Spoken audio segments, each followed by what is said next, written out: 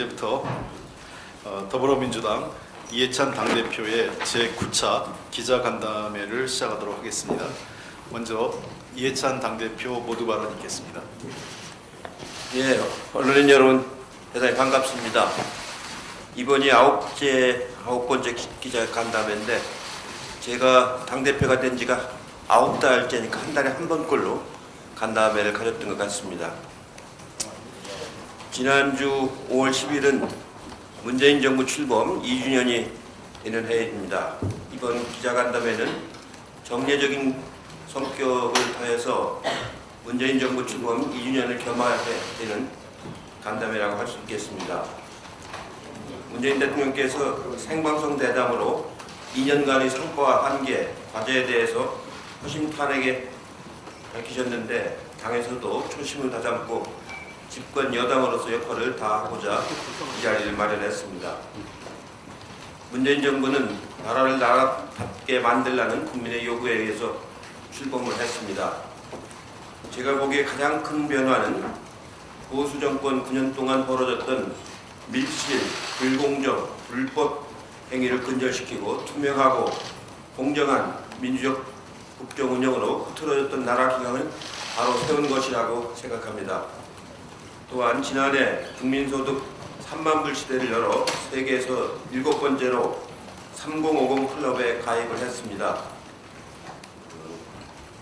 미국, 영국, 프랑스, 이탈리, 독일, 일본 이 6나라는 식민 통치를 했거나 1, 2차 세계대전을 했던 나라들입니다.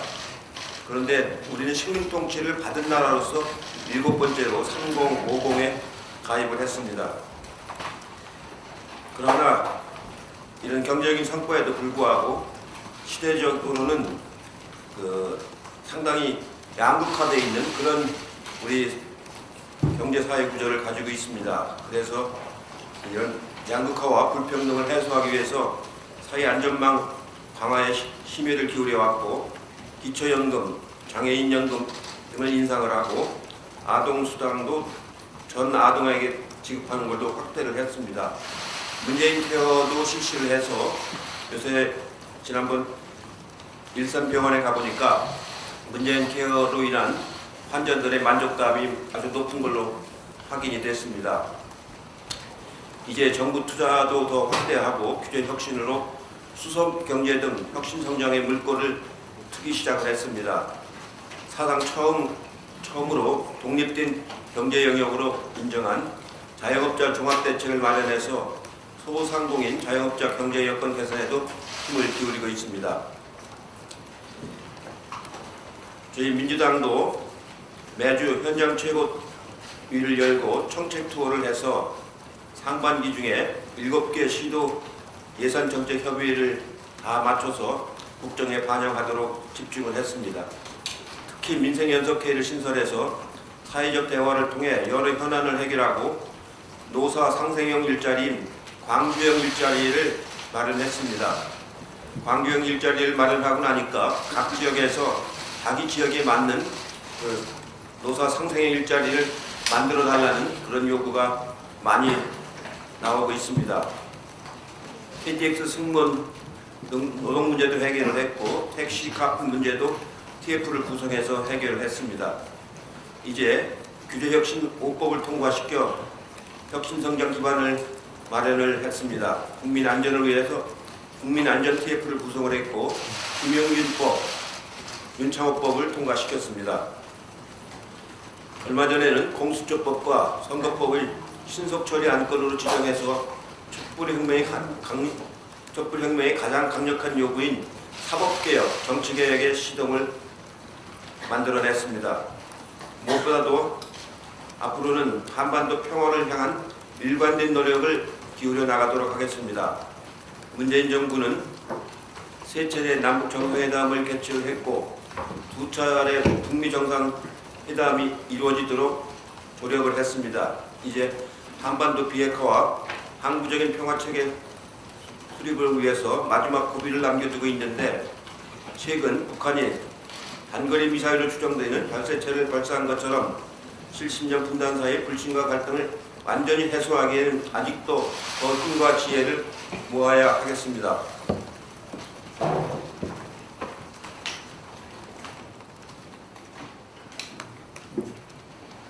앞으로 지난 2년의 여러 가지 성과와 문제점을 성찰하고 앞으로 3년 동안 국민들이 체감할 수 있는 성과를 내도록 최선을 다해서 노력을 하겠습니다. 그리고 내년에 있을 총선 준비에도 만전을 기하고 있습니다. 사무총장을 중심으로 총선 공천제도 기획단을 구성해서 총선 룰을 마련했습니다. 앞으로 전당원 투표를 통해서 최종 확정할 예정입니다.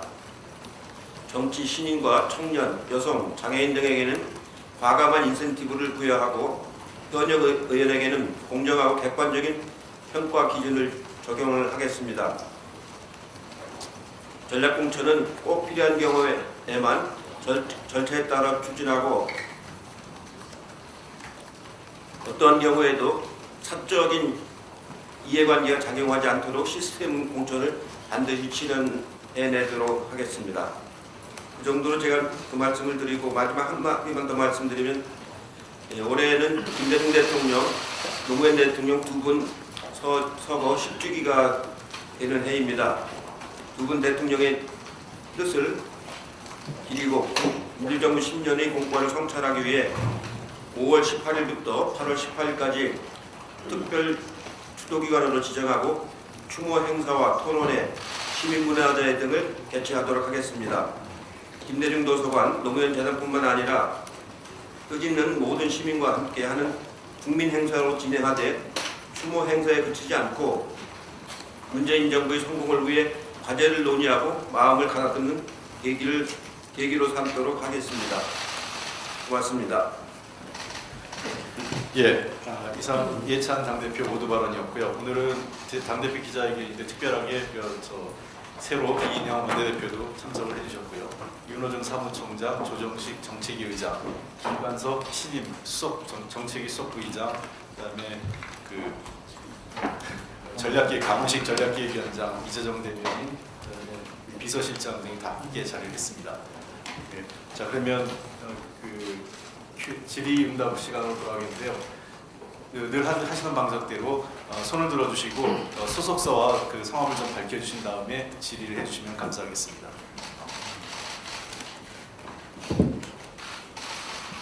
네.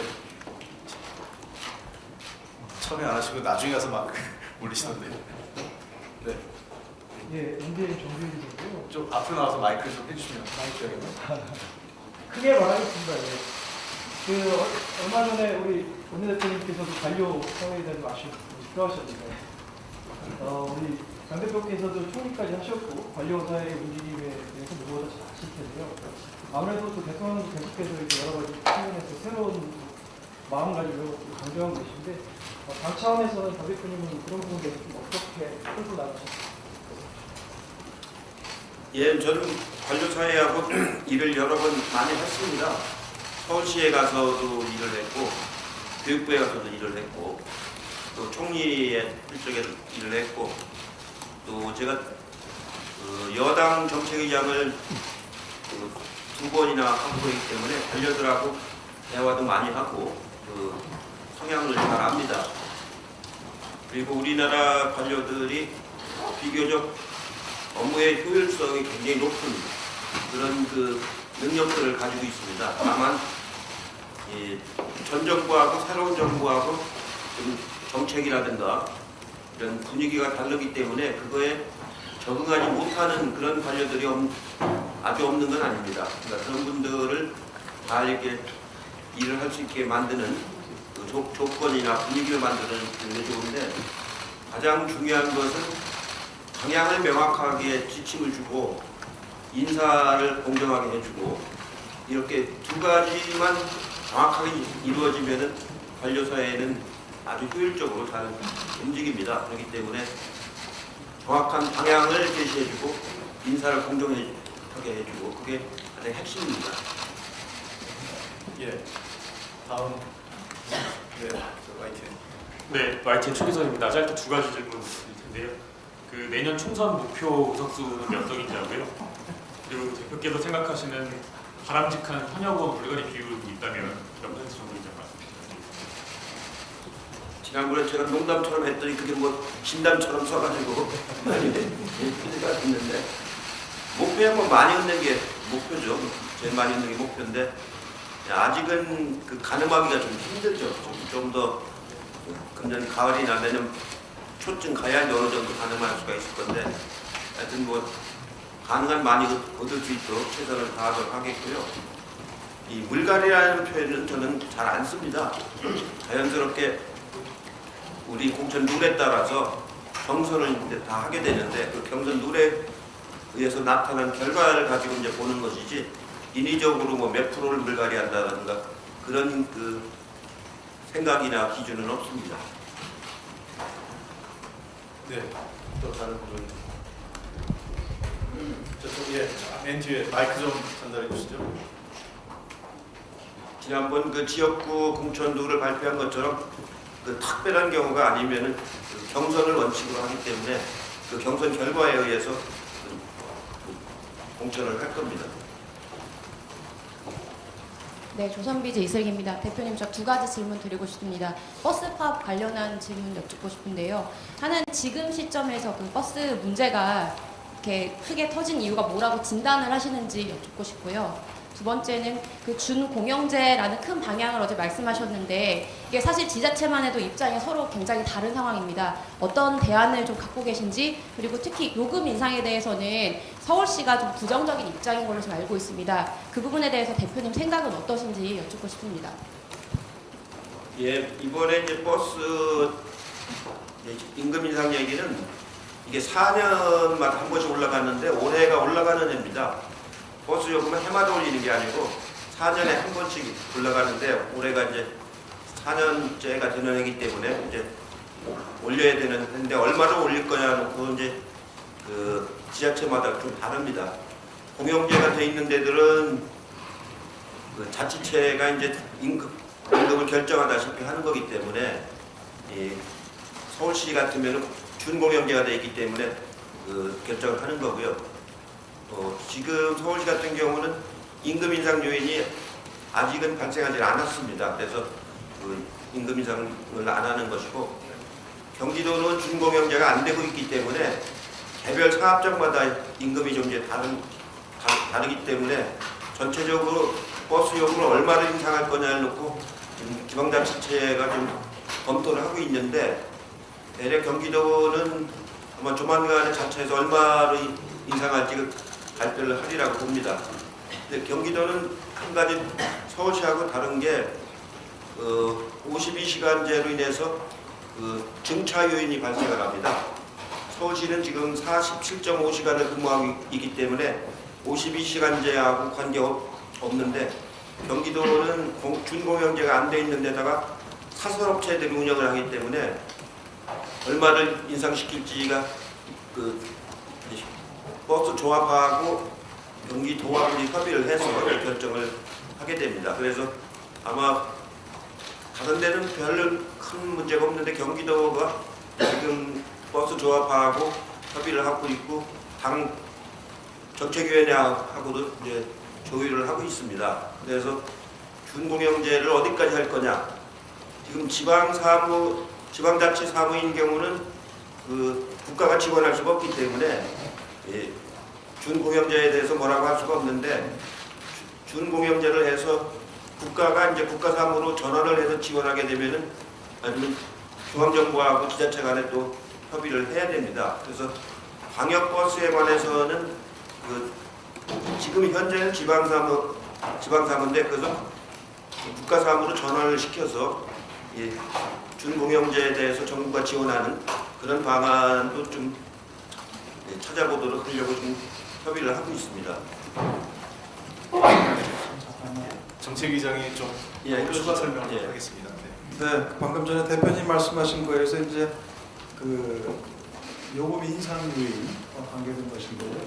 임금 인상 요인이 아니고 그러니까 지금 현재 이제 버스에 대한 그 요금 인상 요인과 관계된 부분들인데 각 지자체마다 요금 인상 수요에 대한 부분도 좀 차이가 있습니다. 예를 들어서 서울시 같은 경우는 중공용제를 실시하고 있기 때문에 그 당장의 요금 인상 요인에 대해서 서울시는 좀 이게 크게 이렇게 필요로 하지 않는 편이고, 그 다음에 경기도는 중공용제를 실시하고 있지 않기 때문에 4년마다 한 번씩 요금 인상을 좀 해왔어요. 지금 시기가 사실은 도래에 있는 상황입니다. 그래서 이것을 지금 어떻게 할 건가에 대해서 지금 당정 간에 또는 정부와 지자체 간에 현재 계속 논의를 하고 있다, 이런 말씀을 드리고, 그리고 버스의 종류는 크게 시내버스와 광역버스가 있게 되는데, 이 시내버스는 기본적으로 자치단체 사무입니다. 자치단체에서 버스 요금에 대한 인상 문제를 자치단체가 결정을 하게 되고요. 그 다음에 광역버스는 지금까지는 이거 역시 자치단체 사무로 들어가 있었는데, 지금 당정 간에 이 광역버스에 대해서는 이 광역버스는 단순하게 한 자치단체에 머무는 것이 아니라 지자체를 넘나들면서 교통수요가 발생하기 때문에 그런 점에서 이것을 국가사무로 전환하는 문제를 검토하고 또 중공용제를 도입하는 방안에 대해서 현재 검토 중이라는 말씀을 드립니다. 자, 계속. 네. 네, 저 MBN 이동화 기자고요.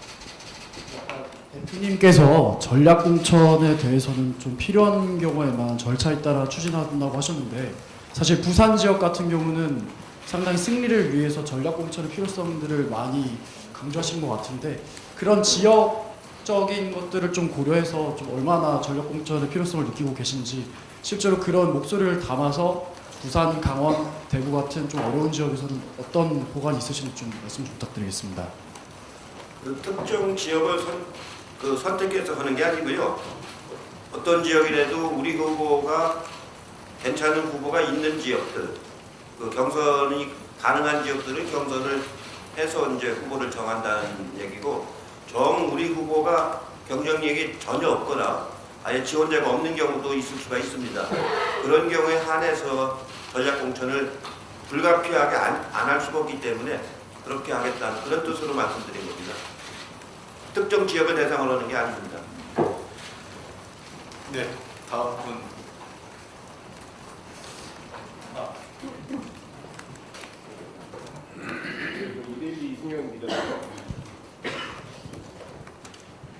문재인 대통령께서 국민과의 대담에서 이제 야당과의 대화를 제안하시고 나서, 그래서 수보회의 때는 또 정치권을 좀 강하게 이렇게 비판하는 발언을 하셨습니다. 근데 이거 관련해서 야당에서는 이게 과연 청와대가 대화를 할 의지가 있는 거냐, 그러니까 대화를 하자고 제안을 했으면 그에 따른 어떤 유화 제스처를 취해야 되는데, 이렇게 정치권을 비판하는 게 과연 대화를 할 의지가 있는 거냐, 이런 의구심을 나타내고 있습니다. 이게 관련해서 또 국회 정상화 이런 숙제를 안고 계신데, 대표님께서 생각하시는 이 국회 정상화 방안이 어떤 게 있으신지, 대통령께서 말씀하신 그 발언의 취지에 대해서는 어떻게 생각하시는지 좀 들려주십시오.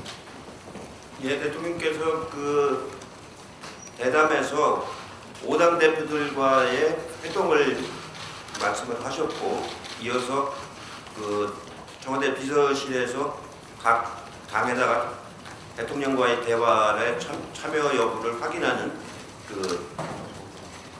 절차를 진행을 했습니다.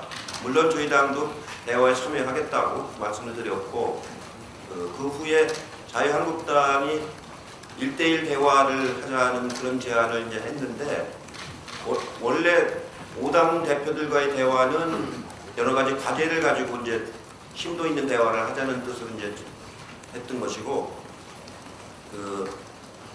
1대1 대화는 그건 또 별도의 사안입니다. 그건 원하는 당 대표들이 있으면은 그 요청을 받아들여서 하겠다, 그런 뜻으로 이제 말씀을 한 거기 때문에 두 개를 하나로 한다는 게 아니고 5당 대화를 통해서 폭넓은 국정을 논의하고, 또 더 필요하다고 원하시는 당 대표들은 또 1대1 대화도 할 수 있다는 그런 뜻으로 이제 말씀하신 거고요. 수보회의 분위기나 내용은 제가 자세히는 모릅니다만, 야당한테도 협조할 건 협조해달라는 뜻으로 이제 말씀을 하신 거고, 다만 최근에 아주 뭐라고 할까요? 좀 듣기 거북할 정도로 듣기 거북할 정도의 언행, 이런 것들에 대해서는 좀 지적을 하신 것 같습니다. 예. 또 다음 분. 국회 정상화에 관해서 좀 말씀을 드리면은 국회는 지금 여러 가지 법안도 산적해 있고 추경안도 지금 제출된 지가 20일 가까이 됐습니다. 그래서 추경안은 지금 나중에 이제 그 말씀을 드리겠습니다만 세계 경제가 굉장히 그 하강을 하고 있기 때문에 그 재정의 역할과 정부의 역할이 매우 이제 중요합니다. 어떻게 보면은 2, 4분기, 3, 4분기가 그 점차적으로 이렇게 그 경제가 어려워져 가고 있습니다. 물론 미중 간의 무역 갈등도 있고 그게 안 풀어지면 더 어려워질 것으로 전망하는 견해들이 많이 있습니다. 그래서 가능한 한 정부의 역할이 적극적으로 이루어지도록 하는 게 중요한데 그 중에 하나가 추경안을 빨리 통과시켜서 정부가 재정을 집행을 할 수 있도록 하는 것이 매우 중요한데 아직도 지금 걸려 있습니다. 이 강원도 산불 문제라든가 강원도 산불 피해자라든가 포항 지진 피해자, 미세먼지, 경기 하강 방지책 이런 예산들이 들어가 있기 때문에 당연히 국회가 그걸 통과시키는 것은 국회의 책무라고 생각합니다. 그래서 우리 지금 여기 이인영 대표가 와 계신데 그동안에 자유한국당 나경원 대표하고도 지금 대화를 하고 있고 지금 진행을 하고 있습니다. 내일 바미당 원내대표가 선출이 되면은 이제 그 네 당의 원내대표가 다시 논의를 해서 자유한국당까지 포함한 5당 원내대표회를 바로 이제 요청을 해서 협상을 해서 국회를 정상화시키도록 노력을 할 겁니다. 네.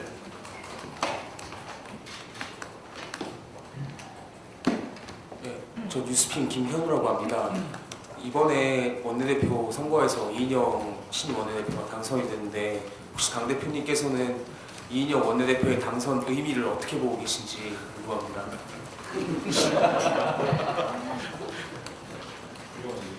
제가 최근 원내대표 선거에서 투표를 안 했어요. 한 원내대표 선거가 한 10번쯤 있었나요? 제가 총리 그만두고 나서 1년에 한 번씩 하니까 한 10번쯤 있었던 것 같은데 이번에만 투표했습니다. 그리고 세 분이 다 이제 아주 경험도 많으시고 이 개혁 의지가 아주 다 강하신 그런 분들이었는데 우리 의원님들이 그런 걸 잘 판단해서 이제 선택을 했다고 생각을 하고 이인영 원내대표하고는 제가 지금은 586이라고 해도 옛날에 386이라고 했는데 80년대 학번 학생운동 학자분들 그 중에서 제가 제일 먼저 만난 분이 이인영 원내대표입니다.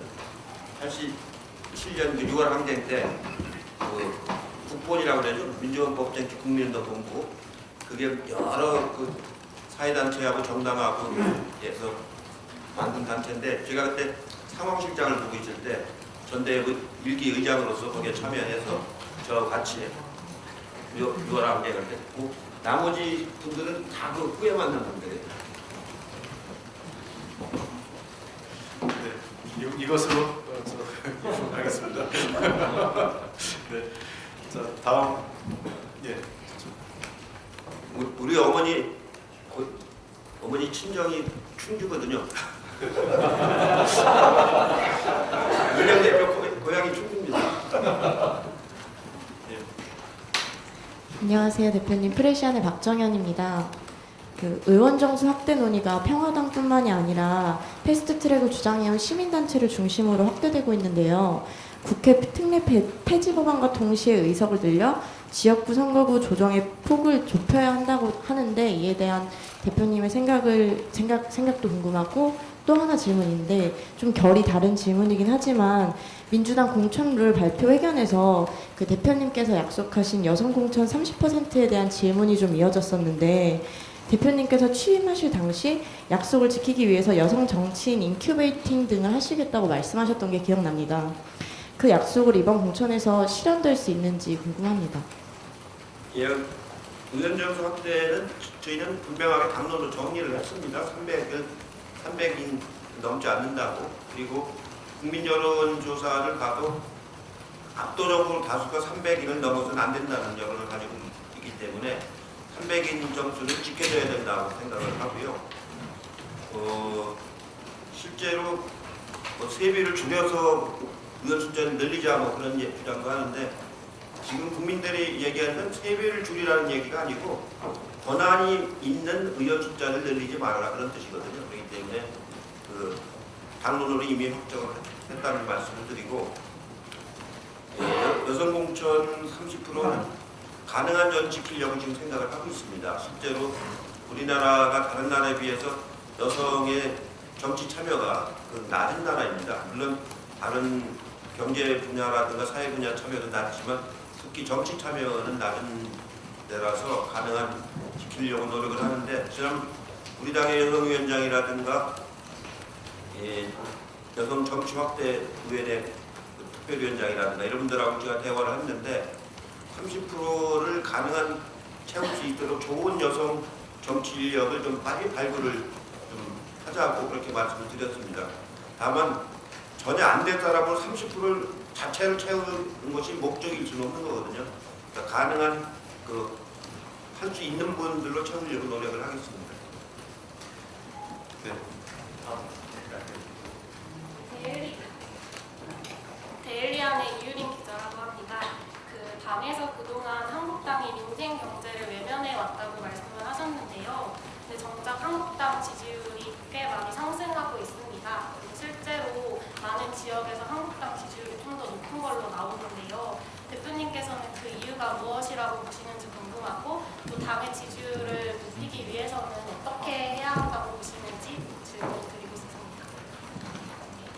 여러분들이 이제 중앙선관위 홈페이지에 들어가서 그 여론조사 신고 등록한 거 자료를 보시면 이제 잘 알 수 있는데, 대체적으로 15% 정도 차이가 납니다. 이번 그 문재인 정부 2주년을 기념해서 되게 여론조사 기관들이 다 여론조사를 했는데, 한 군데만 이상한 결과를 보도를 했고, 나머지들은 대개 뭐 방송사도 그렇고 신문사도 그렇고 10 내지 15% 정도 차이가 나기 때문에 한나라당이 약간 상승한 건 사실이지만 그렇게 뭐 근접하거나 그런 건 전혀 사실이 아닙니다.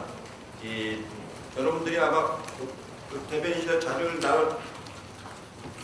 나눠줬나요? 여러분들 자료? 네, 저희가 보충하겠습니다. 예, 좀 나눠주세요. 나눠주시면 선관위에 등록한 자료이기 때문에 전부 검증을 받은 자료들이기 때문에, 그리고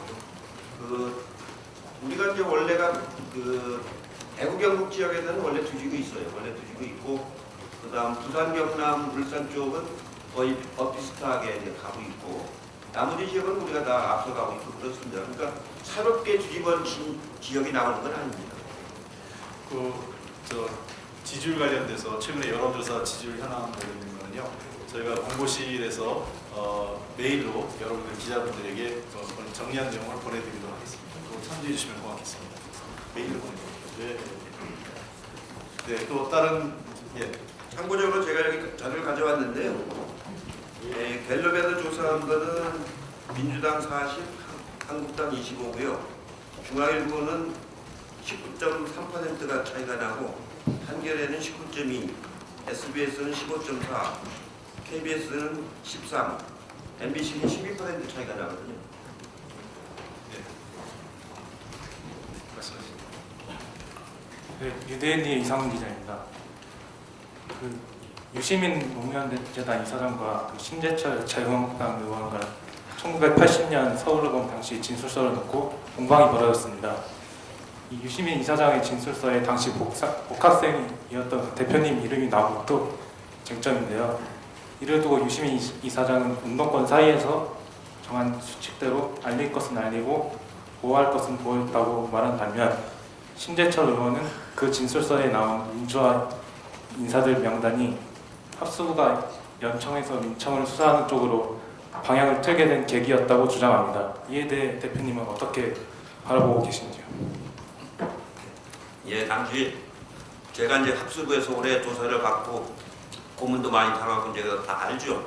아는데 이제 저한테는 후배 되는 사람들 얘기인데 제가 나중에 죽어서 회고를 끌 때 말씀드릴게요. 예.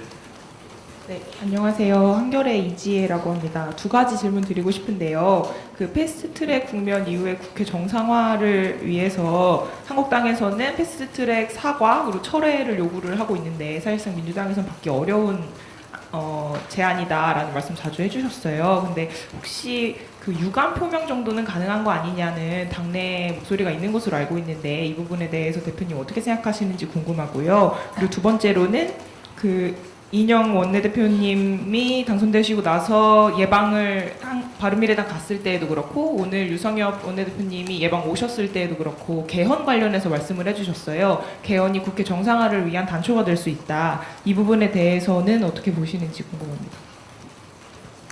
글쎄요, 패스트트랙에 대해서 그 철회하고 사과라기에는 좀 거꾸로 된 얘기 아닌가요?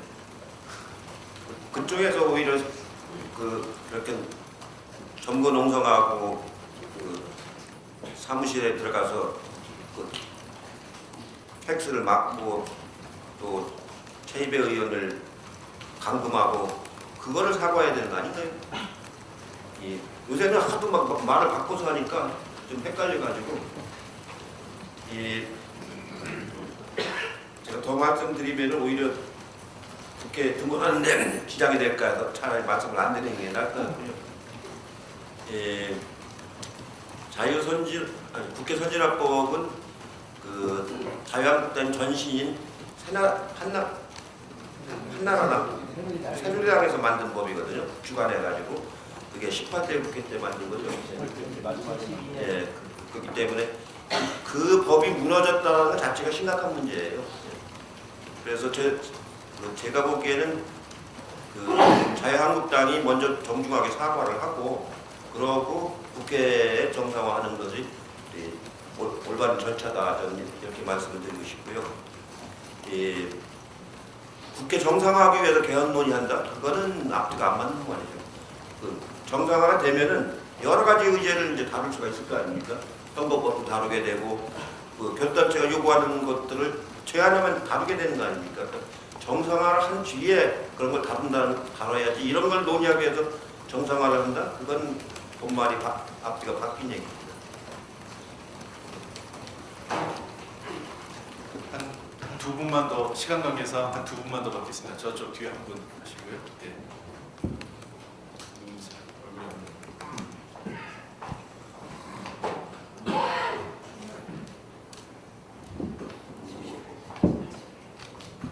매일경제의 윤주원 기자입니다. 어제 이재갑 고용노동부 장관이 ILO 핵심 협약 비준에 관해서 이제 선 비준 후 입법하는 방식에 대해서 좀 부정적인 입장을 밝히셨는데 지금 이제 시민단체랑 노동계 쪽에서는 이제 100주년 총회 6월 초에 있을 때까지 이제 비준을 먼저 하는 방식에 대해서 주장을 하고 있는데 혹시 대표님께서는 그 방식에 대해서 이제 어떻게 생각하시는지 왜냐하면 경사노위 논의도 지지부진해 보이고 한노위 차원에서 논의도 좀 상당히 지난한 과정이 될 것 같아서 여쭤봅니다. 예, 그 나라마다 ILO의 그 협약을 비준하고 동의하는 건 나라마다 조금씩 다릅니다. 어떤 항목은 미국은 일부에 또 가입 비준을 하고 있고 일본은 일본대로 또 일부의 비준을 하고 있고 그렇기 때문에 우선 그 국내에서 합의가 더 중요합니다. 그래야 비준을 하더라도 이 효력이 있게 되는 거기 때문에 선 비준을 해봤자 국내에서 그 합의가 안 돼버리면 소용없는 거 아닙니까? 그래서 그 선 비준 후 입법이라고 하는 것은 그 뭐 전혀 못할 건 아닌데 적절치는 않다고 이렇게 생각을 합니다. 네, 또 한 번만 더 그러면 마지막으로. 뷰스앤뉴스 정정입니다. 오늘 양정철 원장 이제 업무 시작했는데 그 어제 일정으로 뭐 연구원을 병참 총선 승리 병참 기주로 하겠다고 했는데 그 정확히 양정철 원장에게 맡기고 싶은 역할이 무엇인지가 궁금하고요. 두 번째로 그 이낙연 총리가 에콰도르 순방 중에 이제 총선 역할을 이제 긍정적인 입장을 밝혔는데 이낙연 총리나 이제 청와대 참모진들 뭐 조국 수석 포함해서 이런 분들이 어떤 역할을 맡기실지 그런 보관이 있으신지 좀 궁금합니다. 예, 이제 민주연구원장은 그 선거에 직접 거기가 이제 무슨 작동하거나 그런 건 아니고요. 기본적으로 이제 공약 개발이라든가 그 중장기 맞은 정책 개발이라든가 이런 걸 주로 하는 것입니다. 그래서 이제 당으로부터 좀 독립되게 운영을 하는 것이고요. 물론 이제 그 정책이라든가 중장기 정책 개발이라든가 이런 게 선거하고 전혀 연관이 안 될 수는 없죠. 길게 봐서는 말하자면 당의 부설 연구원이기 때문에 그런 역할들을 길게 중장기적으로 보고 하는 포용 국가를 만들어내는 정부도 지원을 하고 당의 노선 같은 것들을 이렇게 조율을 해내는 그런 역할들을 주로 하게 될 거라고 생각을 하고요. 청와대에서 이제 그 나오신 분들 이런 분들도 이제 그 정당에 입당하신 분도 있고 우리 당에 입당 안 하신 분도 있고 이제 그렇습니다. 입당하신 분들은 때로는 뭐 출마하시려는 분들도 계시고 출마는 안 하더라도 그 정부에서의 경험을 가지고 정책이라든가 이런 걸 개발하는데 기여하시겠다는 그런 분들도 있고 그러십니다. 이낙연 총리 비행기에서 언급한 부분은 저도 자세한 내용은 잘 거기에 이제 부연되어 있지 않기 때문에 자세한 내용은 모르는데 뭔가 그 내년 총선에서 정부로서도 정부라기보다는 본인으로서 이제 역할이 있지 않을까 하는 그런 진지하게 하신 말씀은 아닌 것 같고요. 잠깐 그 내용을 봤는데 그런 질문을 하니까 그냥 이렇게 본인의 그 뭐랄까 소회처럼 이렇게 간단하게 얘기하신 것 같아요. 네. 그 양정철 원장이 이제 뭐 인재 영입 뭐 이제 연구원장으로 오면서 뭐 이제 물갈이나 이런 걸 진두지휘할 거다라는 일각의 해석도 있는데 그거에 대해서는 좀 어떤 입장이신가요? 민주원장이 어떻게 누구를 물갈이한다? 예. 민주원장은 민주원장입니다. 당이 선거를 치르는 거지. 예. 직책에 부여된 권한만큼 일하게 하겠다는 게 대표님 말씀이신 것 같습니다. 그렇게 이해해 주시고요. 혹시 끝나기 전에 그 대표님 마무리 말씀이 있는데 혹시 이인영 원내대표님 뭐 괜찮으십니까? 네. 자 그러면 당대표님 마무리 말씀으로 기자간담회 마치도록 하겠습니다. 예, 이제 저도 이제 9달 이제 됐고 앞으로 이제 선거가 얼마 안 남았습니다. 이제 금년 가을 넘어가면 바로 이제 선거 국면으로 들어가기 때문에 당으로서는 문재인 정부가 실질적인 성과를 낼 수 있도록 지원하는 일 그리고 선거를 준비하는 일 병행해서 이제 해나가도록 그렇게 하겠습니다. 그동안에 우리 의원님들이 정말로 학습을 굉장히 많이 하시는 것 같아요. 아침에 그 스터디 그룹이 많아가지고 공부를 많이 하시고 그걸 가지고 또 의정활동에 잘 하시는 모습이 대단히 참 좋아 보인다는 말씀을 드리고 이번에 일부 당직 개편이 있었습니다. 그 원내대표도 새로 선출되시고 원내대표 단도 이제 새로 구성이 되고 또 정책위에도 수석 부의장이 이제 새로 임명되고 일부 정조위원장도 좀 조정이 이제 있을 겁니다. 그렇게 해서 새로운 진영을 가지고 또 하반기 국회를 잘 끌어가도록 하고 가능한 한 아까 말씀드린 것처럼 경기가 하강기에 들어가고 있어서 그 경제를 활성화시키는 그런 쪽에 더 역점을 두면서 그리고 사회 안전망을 더 확충해 나가는 그런 방향에 역점을 두면서 당을 이끌어 나가도록 그렇게 하겠습니다. 고맙습니다. 네, 감사합니다. 이것으로 제9차 이해찬 당대표 기자간담회를 모두 마치도록 하겠습니다. 기자 여러분 감사합니다. 아까 말씀드렸던 그 지지율 관련된 그 내용은 자료는 메일로 보내드리도록 하겠습니다.